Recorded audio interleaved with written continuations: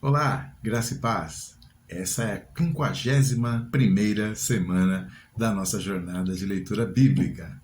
Nesta semana começamos o livro de Eclesiastes, né? Então vamos do primeiro capítulo até o sexto, uma semana mais curta, aí com o feriado do Natal se aproximando. E nesse trecho, então, temos o eclesiástico falando da mesmice da vida e da procura pelo sentido da vida. No primeiro capítulo, ele já apresenta o seu tema. Depois, no capítulo 2, ele vai falar da futilidade das riquezas, da cultura, do trabalho, do acúmulo de qualquer coisa nessa terra, né? No capítulo 3, ele fala sobre a ciclicidade da vida, ou seja, a vida é um ciclo que se repete, e também da inevitabilidade da morte ao final desse ciclo para todas as pessoas, né?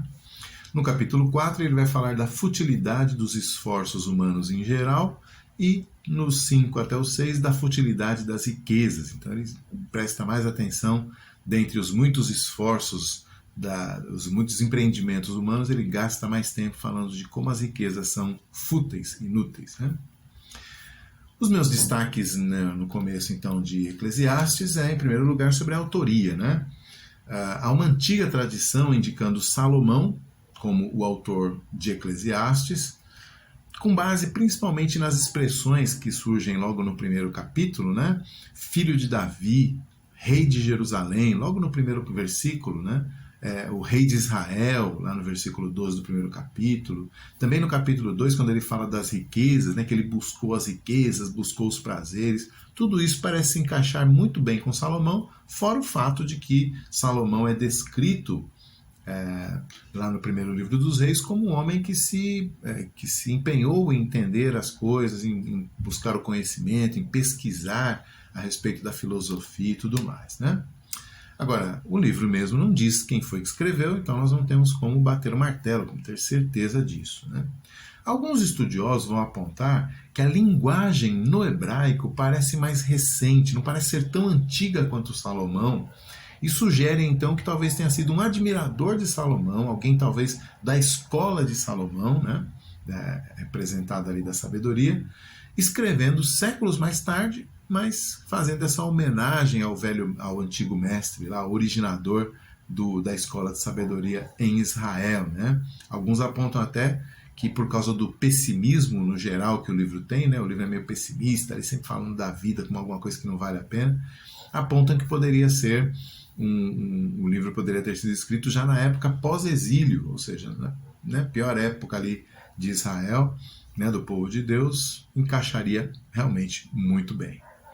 De qualquer forma, o autor não declarado se apresenta como pregador, né? No capítulo 1, versículo 12. O que significa o pregador? O pregador é um professor, né? Alguém que procura ensinar ao povo a sabedoria acumulada por toda a vida de observação, uma observação muito desapaixonada, muito desapegada, mas muito perspicaz e detalhista, né? Aliás, o que significa Eclesiastes? Né? Esse é o meu segundo destaque, né? O título do livro. Eclesiastes significa alguém que pertence à eclésia. Eclésia, como, né, muitos sabem, é o nome, a palavra grega para igreja. Mas ela é uma palavra um pouco mais geral, ela significa ajuntamento, assembleia, né? Alguém numa convocação, um grupo de pessoas convocadas é uma eclésia. Então, quem é o eclesiastes? Eclesiastes é alguém que pertence a uma eclésia, a um ajuntamento, a uma assembleia. Mas possivelmente não apenas alguém que participa ali, mas alguém que convoca ou quem sabe preside uma eclésia, um ajuntamento, uma assembleia. É por isso que a tradução vem aí na Almeida como pregador, porque é natural, né? Numa assembleia de igreja, né? Uma assembleia religiosa, quem está à frente falando, ensinando, é o pregador. Mas, por exemplo, a NVI e a NVT traduzem como mestre, simplesmente, né? Então, alguém que está ali no ajuntamento do povo está ensinando.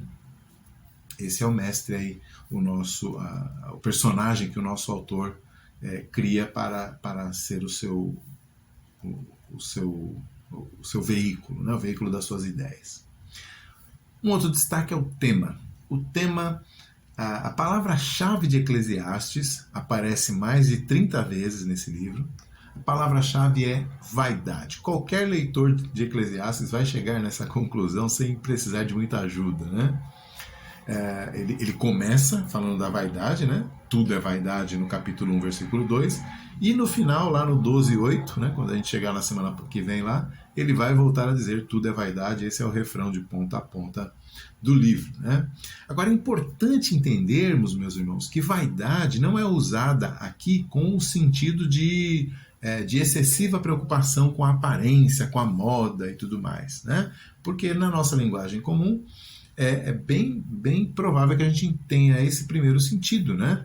Vaidade como alguma coisa, uma pessoa voltada para a sua aparência, para a sua beleza, para a estética, para a roupa, moda. Mas, segundo o dicionário, vaidade significa qualidade de ser vão, de ser fútil, de ser ilusório, de ser vazio. E é nesse sentido que é usado na Bíblia, né? Então, vaidade aqui, essa mesma palavra, por exemplo, para vocês terem uma ideia, é traduzida como sopro na Bíblia, no Antigo Testamento.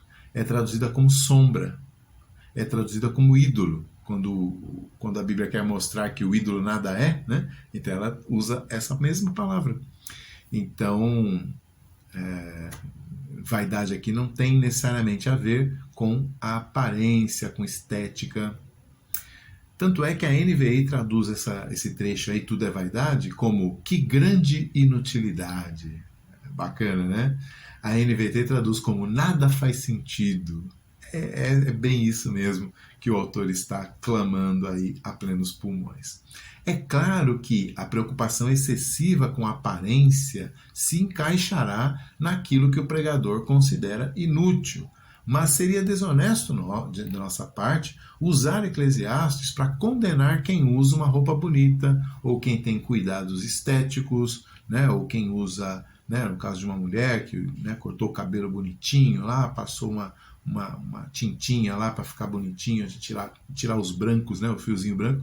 Isso é que o Eclesiastes está falando. Não é disso que ele está falando.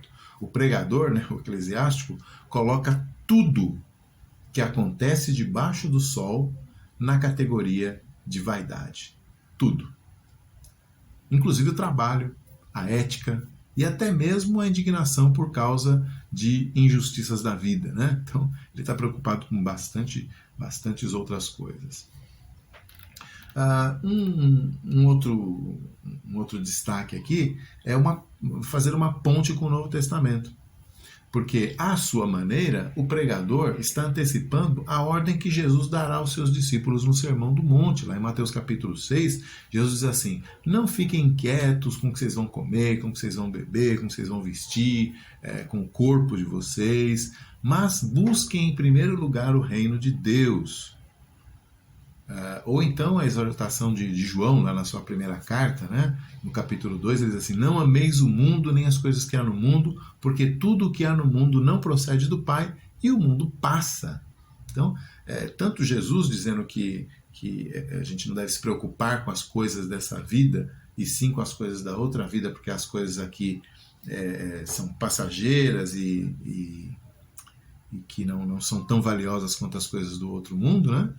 E que elas serão acrescentadas sem muita importância, quanto João, né, repetindo o ensino de Jesus. Esses ensinos todos estão em linha, né, estão em harmonia com o que o pregador está falando já lá no Antigo Testamento. Quando ele diz tudo é vaidade, ele está dizendo: busque em primeiro lugar o reino de Deus, porque as coisas deste reino passarão.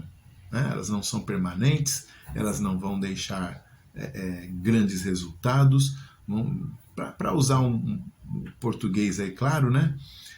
Você não vai levar para o túmulo. Essas coisas você não vai levar para o túmulo, então elas são bastante inúteis, diz o pregador. Né? Então começamos mais um livro, o livro de Eclesiastes. Na semana que vem terminamos, mas espero que ele também nos ajude a praticar, a ter, a cultivar essa sabedoria de Salomão e dos seus discípulos para a nossa vida também. Até mais!